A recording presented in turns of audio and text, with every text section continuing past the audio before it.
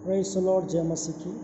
मैं पास्टर रवि बघेल आप सबको प्रभु यीशु मसीह के नाम से अभिनंदन और स्वागत करता हूँ। काफ़ी दिनों के बाद मैं आप लोगों के बाद बीच में एक नई वीडियो डाल रहा हूँ। मैं आशा करता हूँ कि परमेश्वर ने आप इन दोनों में संभाल के रखा है और आगे भी हमको संभालें। God bless you. आइए हम एक वचन को पढ़ें, फिर एक छोटा सा संदेश को जरूर सुने। एक अद्भुत संदेश है और मैं आशा करता हूँ ये संदेश जब पूरे आखिर तक सुनेंगे तो आपको हृदय को बड़ा शांति मिलेगा, प्रभु को आप महसूस करेंगे। हम पढ़ेंगे पहला पत्र 2 अध्याय और 11 पर। कुछ इस तरह लिखा है, हे प्रियो, मैं तुमसे विनती करता हूँ कि तुम अपने आप को परदेसी और यात्री जानकर उन संसारिक अभिलाषाओं से जो आत्मा से युद्ध करती है बचे रहो। पुनः, हे प्रियो, मैं तुमसे विनती करता हूँ कि तुम अपने आप को परदेसी और यात्री जानकर उन संसारिक अभिलाषाओं से जो आत्मा से युद्ध करती है बचे रहो। इसका मतलब क्या है? परमेश्वर कहता है कि एक हम सब जो प्रभु के भक्त हैं, हम इस दुनिया में यात्री हैं, इसलिए इस संसार पर अपना मोह माया न लगाएं, परंतु संसार के अभिलाषाओं से दूर रहें। अभिलाषाएं कई प्रकार की होती हैं, इसलिए आज का संदेश है यात्रा बहुत छोटी है। इसको उदाहरण के लिए मैं एक कहानी को और आपका ध्यान को केंद्रित करूँगा, ध्यान से सुनिएगा। एक बार की बात है, एक बूढ़ी अम्मा बस में यात्रा कर रहा था। जब बस में यात्रा कर रहा था तो अगला स्टेशन में एक ऐसी युवती, एक ऐसी लड़की उस बस में चढ़ गया जो बड़ी घमंडी और कठोर हृदय की थी और चंचल भी थी।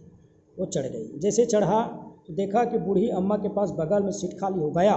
वहाँ पर गया तो अपने बैग में जानबूझकर जोर से इधर उधर घुमा फिरा कर उस बूढ़ी माँ को चोट लगाया। यहाँ तक कि अपनी कोहनी में भी उनका चोट लगा कि उनकी चेहरा को भी उस बूढ़ी माँ का चोट लग गया, अच्छे जोर से लगा।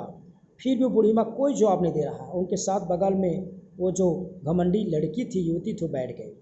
कुछ देर के बाद सोचा कि इनको इतना चोट लगा, इनको मैं परेशान किया। फिर 2-4 बातें और सुना दी, तब भी उसको कोई जवाब नहीं दिया। तब मन में सोचने लगे इतना समय से उनको बुरा भला भी कह दिया, उनको चोट लगा दे, धक्का लगा, कोई जवाब क्यों नहीं दे रहा है। तब उसने पूछा, कैसे माँ जी, तुमको इतना समय से आपसे मैं दुर्व्यवहार कर रहा हूँ, क्यों जवाब क्यों नहीं दे रहे हो?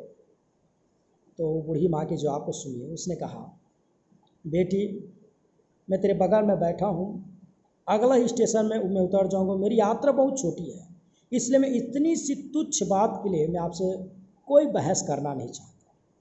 अगले स्टेशन में उतर जाऊँगा, यात्रा बहुत छोटी है, इतनी तुच्छ बात, इतनी सी तुच्छ बात। ये बात गोल्डन बात थी, सुनहरे अक्षर में लिखने वाली बातें थी, क्योंकि वो जानता था कि मैं अगले स्टेशन में उतर जाऊँगा। इसलिए मैं छोटी सी बात के लिए या तुच्छ या आपके दुर्व्यवहार के लिए मैं अपना व्यवहार खराब नहीं करूँगा, क्योंकि मैं अगले स्टेशन में उतर जाऊँगा। मुझे तो हमेशा बस में यात्रा नहीं करना है, हमेशा आपके साथ बैठना नहीं।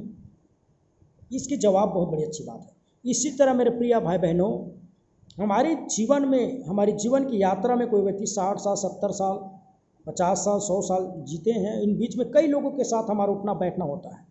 तो इनमें से बहुत से ऐसे व्यक्तियों के साथ हमारा उठना बैठना होता है जो हमसे दुर्व्यवहार करते हैं, कठोर व्यवहार करते हैं, जानबूझकर हमको किसी ने धोखा दिया, हमारा दिल को तोड़ा है, हमें कई बातों से हमें अपमानित किया है, गाली दिया है, हम पर दोष लगाया। ऐसे लोगों से हमारा उठना बैठना होता है।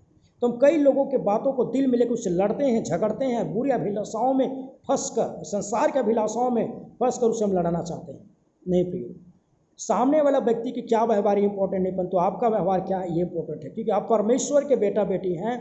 और इसलिए प्रभु कहता है कि इस संसार में अपने आप को परदेसी जानकर, जिस तरह बस में यात्रा कर रहे थे, उनको पता था कि स्टेशन में उतरना, उसी तरह आपको पता होना चाहिए कि दुनिया में कोई व्यक्ति सदा के लिए नहीं रहा। राजा हो या रंखा, पंडित हो या ज्ञानी, चाहे इतने बुद्धिजीवी हो या मूर्ख व्यक्ति, सबको इस दुनिया को एक दिन छोड़कर जाना है। मतलब हम इस दुनिया में, इस पृथ्वी में हम एक परदेसी हैं, एक बस में यात्रा कर रहे बूढ़ी माँ की तरह। और हमारे साथ कई व्यक्ति दुर्व्यवहार, गाली गुपचान, निंदा की बातें, ज़बरदस्ती आपको बदनाम करना ऐसी होती है। तब आप क्या करें? शांत रहें। कोई व्यक्ति आपको धोखा दिया है, शांत रहे। कोई व्यक्ति आपको बदनाम कर रहा है, बार बार आपको झूठी बातें बोल रही, गाली गुपचान कर रहा है, तो आराम कीजिए। ऐसे कई लोग जो आपके साथ दुर्व्यवहार करता है, शांति प्रिय रहिए, क्षमा कीजिए, क्योंकि यात्रा बहुत छोटी है। हम एक दिन इस दुनिया को छोड़कर चले जाएंगे। जाने से पहले छाप छोड़िए कि आप मसीह में परमेश्वर के बेटा बेटी हैं। आपने किसी को दुर्व्यवहार, कठोर व्यवहार नहीं किए, भले कि आपके साथ कितने भी व्यक्ति आपको दुर्व्यवहार किए होंगे, या इसी कारणवश आप यात्रा छोटी, इस बात की स्मरण करते हुए कोई व्यक्ति आपको बुरा किया, उन्हें क्षमा कर दीजिए, माफ़ कर दीजिए।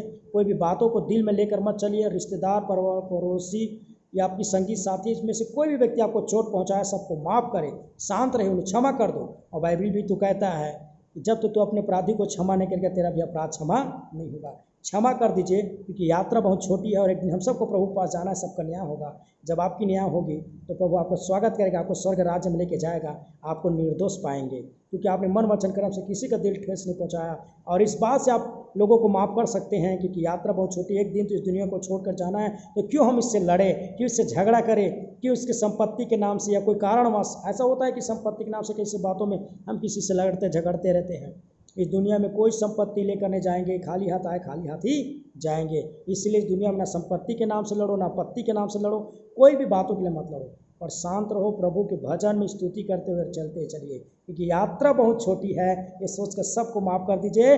कोई व्यक्ति आपसे दुर्व्यवहार करते छोटी सी तुच्छ बातों के लिए अपना समय बर्बाद ना करें और ना अपना शांति को ना खोएं। आपकी शांति आपके पास है, आप शांत रहिए, उनके बारे में चिंता मत करें, जो उसका है उसी को रहे। हालेलुया। तो मेरे प्रिय भाई बहनों, ऐसा जीवन जीने से आत्मिक जीवन है। और क्योंकि हम जान लें कि हम परदेसी हैं, यात्री हैं, इस दुनिया में परदेसी हैं। आप कोई गांव में गए, उदाहरण के लिए कोई देश में गए या कोई गांव में कोई प्रदेश में अन्य राज्य में गए हैं, तो वो आपका नहीं है, वो आपका नहीं है। आप वहाँ परदेसी कुछ दिनों के लिए गए, एक दिन अपना घर लौट के आएंगे, एक दिन अपना घर लौट जाएंगे। उसी तरह हम इस दुनिया में आए हैं, या कोई भी चीज़ हमारा नहीं, ना हम किसी के हैं, एक दिन हम अपने परमेश्वर के पास लौट जाएंगे। तो इसलिए किसी से बुरा भला मत बोलिए, सबसे प्रेम बांटते चलिए, एक व्यवहार ये परमेश्वर की ओर से ठहराया गया शांति और आनंद और प्रेम को बांटते चलिए। अगर कोई आपसे दुर्व्यवहार करता है उसे क्षमा कीजिए। इस तो बूढ़ी माँ ने कहा, इतनी से तुच्छ बात के लिए बेटी मैं तुझसे लड़ूंगा, क्योंकि अगले ही पल में इस बस से उतर जाऊंगा, क्योंकि यात्रा मेरी बहुत छोटी है। हालेलुया।